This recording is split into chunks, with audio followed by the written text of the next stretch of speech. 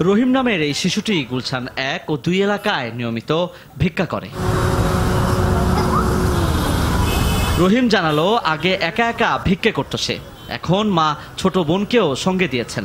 সাকিয়াত রহিম, আমার একটা বোন আছে এই জায়গায়, আর একটা দুলাভাই আছে, আর বাইক না আছে, আর কেউ নেই। রহিমের মতোই যে বয়সে হাতে বই খাতা থাকার কথা, সে বয়সে ভিক্ষের থালা নিয়ে পথে পথে ঘুরছে রাজপথের অনেক শিশু। আরো দুদিন আছে। এমনি কোথায় করো? এমনি কই থাকো?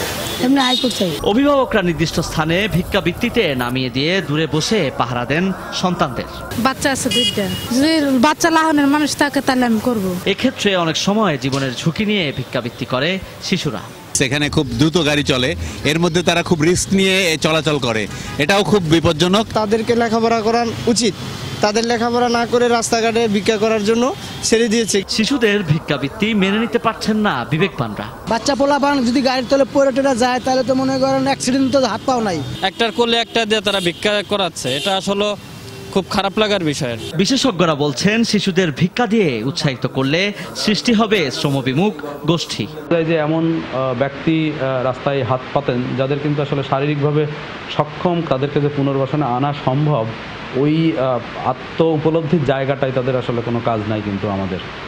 সো সেটিও খুব গুরুত্বপূর্ণ যে ভিক্ষাবৃত্তি যে এটা আসলে রাষ্ট্রের জন্য যেমন সম্মানজনক না, আমার জন্য যেমন সম্মানজনক না, তেমনই যে ব্যক্তিটি ভিক্ষাবৃত্তির সাথে জড়িত আছে তার জন্য কিন্তু আসলে এটি সম্মানজনক না। আর সমাজসেবা অধিদপ্তর বলছে, ভবঘুরে আইনের ফাঁকফোকর গলিয়ে বেরিয়ে যাচ্ছে দুর্বৃত্তরা।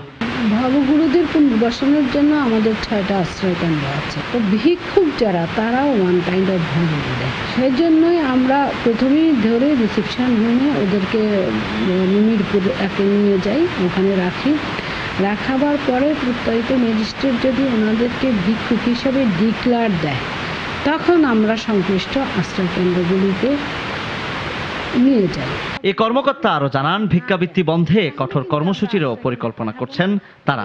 এবং আমরা যারা সমাজসেবা